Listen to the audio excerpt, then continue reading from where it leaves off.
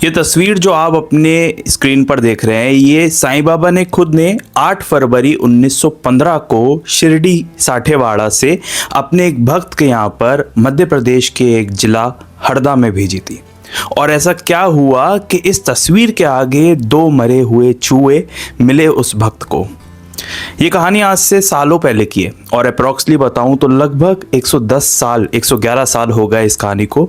और किस तरीके से बाबा अपने भक्त की मदद तो करते ही हैं, लेकिन बाबा ये भी देखते हैं कि उस भक्त को मेरे वचनों पर या मेरे कहने पर कितना विश्वास है।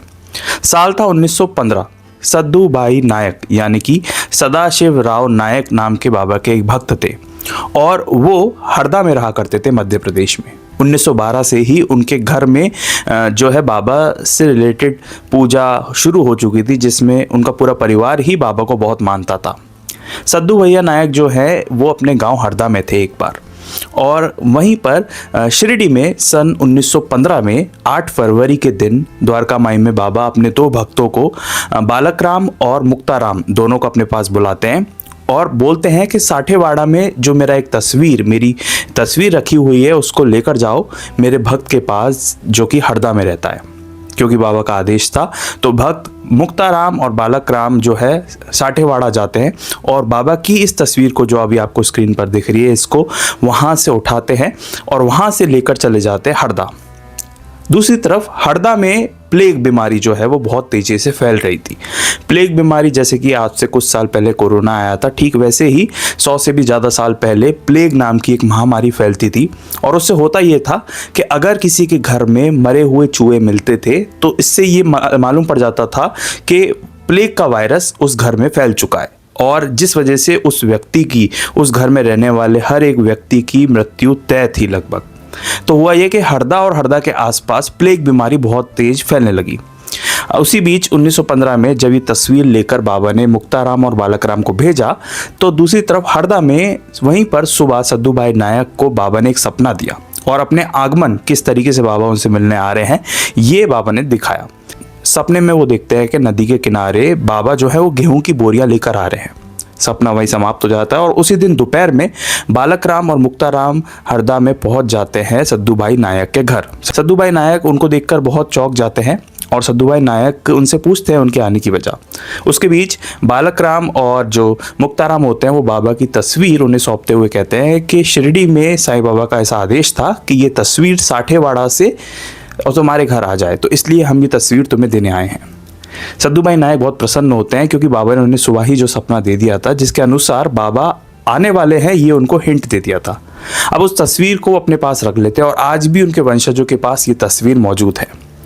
इसके बाद हुआ ये कि प्लेग की जो महामारी फैल रही थी वो बहुत तेजी से फैलने लग गई। हरदा गांव जहां सद्दू भाई नायक रहते थे उसके आसपास के सभी लोगों ने वो हरदा गांव छोड़ दिया और छोड़ने के बाद वो पास के ही दूसरे गांव में जाकर रहने लगे। और अक्सर लोग ऐसा ही किया करते थे, जब किसी गांव में या किसी विशेष जगह पर महामारी फैलने लग जाती थी तो उस जगह को छोड़कर महीने 2 महीने के लिए वो दूसरी जगह चले जाया करते थे। लोगों के घर में मरे हुए चूहे मिलने लगे जिस वजह से उन्होंने अपना घर छोड़ दिया और वो वहाँ से दूसरे गांव में शिफ्ट हो गए। वहीं सद्दू भाई नायक जो थे उनके मन में एक डाउट था कि अगर मैं यहाँ से दूसरे गांव में जाऊंगा तो बाबा की जो तस्वीर है इसकी पूजा नहीं हो पाएगी जो बाबा ने खुद मेरे तक पहुंचाई है।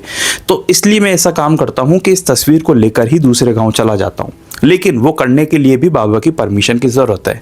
उन्होंने खत शिरडी भेज दिया कि बाबा आदेश देंगे तभी मैं इस तस्वीर को शिफ्ट करूँगा। बाबा को जब वो खत पढ़ के सुनाया गया तो बाबा ने रिप्लाई भिजवाया शिरडी से और उस रिप्लाई में था कि नहीं, तुम इस तस्वीर को हरदा में अपने घर में ही रहने दो, तुम अपने परिवार को जहाँ चाहे शिफ्ट कर दो और तुम तुरंत शिरडी आ जाओ।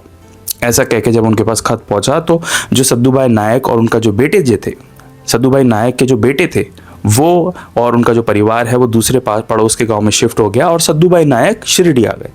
शिरडी आने के बाद जब वो बाबा से मिलते हैं तो बाबा उन्हें एक और आदेश देते हैं। अब बाबा कहते हैं कि यहाँ से खत भेजो अन्ना के लिए। अन्ना बाबा सद्दू भाई नायक के बेटे को कहा करते थे और लिखो उनको कि तुम जाओ रोज उस जिस गांव में तुम अभी ठहरे हुए हो वहाँ से हरदा जाओ अपने घर, हरदा का घर खोलो और रोज 2 समय की आरती मेरी उस तस्वीर की करके आओ।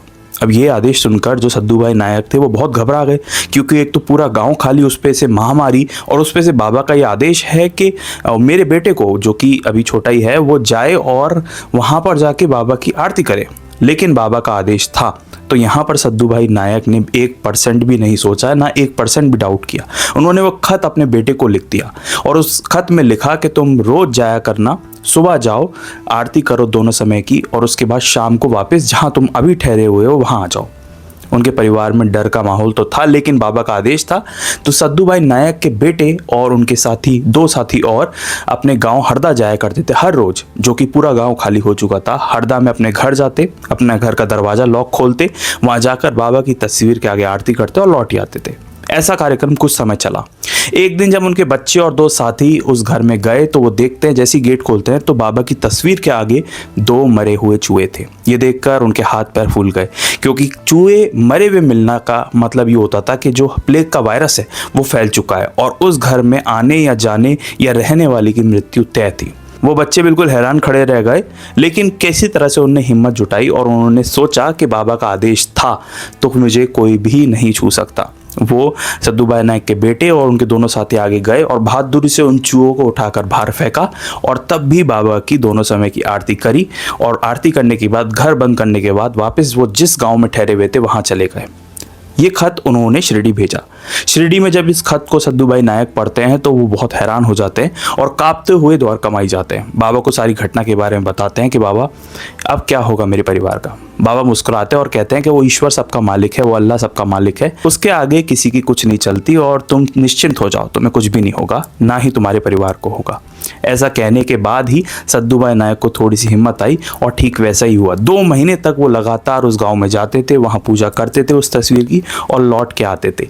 ये बताता है कि किस तरीके से बाबा का जो कहे शब्द हैं वो कभी भी असत्य नहीं होते थे। बाबा ने कह दिया था, और कहीं ना कहीं बाबा को उस तस्वीर की पूजा कराने के पीछे ये मकसद या ये बाबा का क्रिया रही होगी कि जो सामने का भक्त है उसकी परीक्षा कि क्या वो उन बातों को समझता है या मानता है जो बाबा ने उसे बताया है, और उस भक्त ने भी जो परीक्षा में है वो पूरी तरह खरा उतरा और उसने किसी भी प्लेग महामारी की परवाह नहीं की, और जैसा बाबा ने कहा था ठीक वैसा ही किया।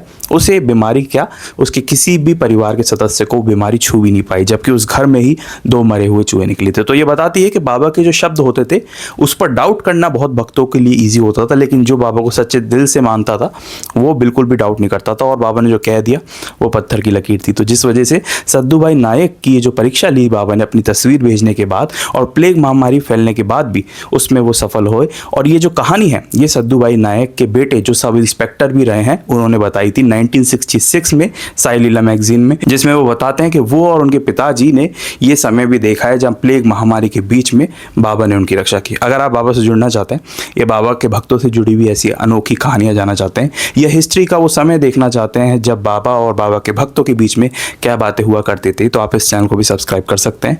मैं बाबा से जुड़ा हुआ जो भी इतिहास है वो पढ़ता रहता हूँ, समझता रहता हूँ और आप तक पहुँचाता रहता हूँ। मिलेंगे एक नेक्स्ट वीडियो में एक रियल हिस्ट्री, एक नई कहानी के साथ। तब तक के लिए ओम साई राम।